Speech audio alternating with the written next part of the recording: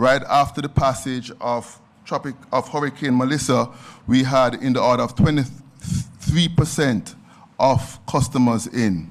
To date, we have over 55% of customers in service. That's over 380,000 customers. We have been prioritizing our restoration around key areas, particularly areas that have critical customers, and that has been a coordinated effort with key partners.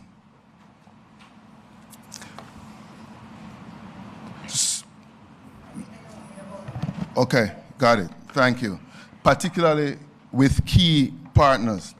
So if you think about how are we doing so far, I want to break the island up into, say, 5 categories in regards to our restoration.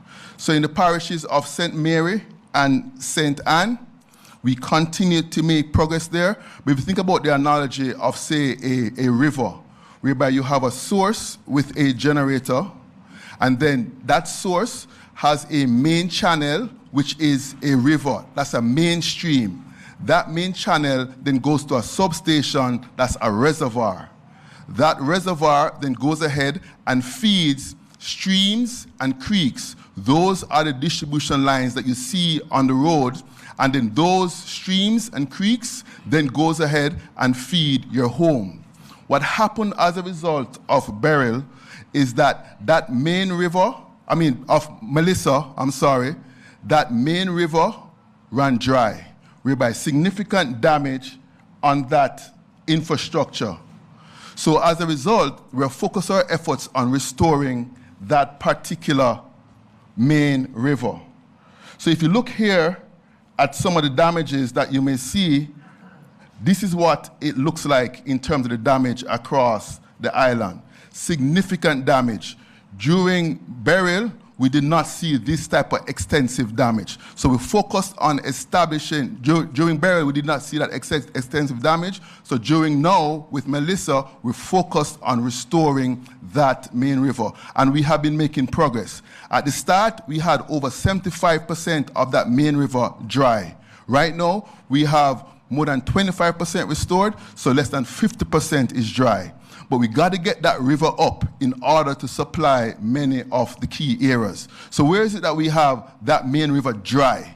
It's dry in areas out in the western part of the island. So you think about Hanover, St. James, also the midsection, St. Elizabeth. Those areas, the river is dry. So we focused on that. But I have good news for you. We were able to start one of our engines, generators in that western area. That's up and running and prepared to start supplying a source once we're able to establish that main river, which is good news. So we continue to make progress there. So as we think about, this clicker is not working or responding. Okay, here we go. That's the Bogue power plant that you see there, that's up and running out west. As we move through the various groups, right? So St. Mary and St. Anne, we're making good progress there. Assessment is going well. Critical facilities, we have our eyes on Port Maria Hospital, St. Anne's Hospital, and town centers, and we will get to you. As we move on from St. Anne, we're now in the areas of Portland, Clarendon, and Manchester. The good news is we have restored more than 60% of Portland, more than 65% of Clarendon, more than 40% of Manchester. We continue to assess, and we're moving forward in those areas whereby in a matter of weeks, we're looking to have greater restoration in those particular areas. As I mentioned before, in the areas of Trelawney, Westmoreland, St. Elizabeth, and Hanover, there is no river. So the key there is to establish that river. Once we establish that river, we already have the source, which is the supply out west in Bogue, and then we can start providing that needed power. We currently operate in the island in 2 separate systems, one out west and one out east, in order to facilitate more timely restoration as we go ahead and as we move forward.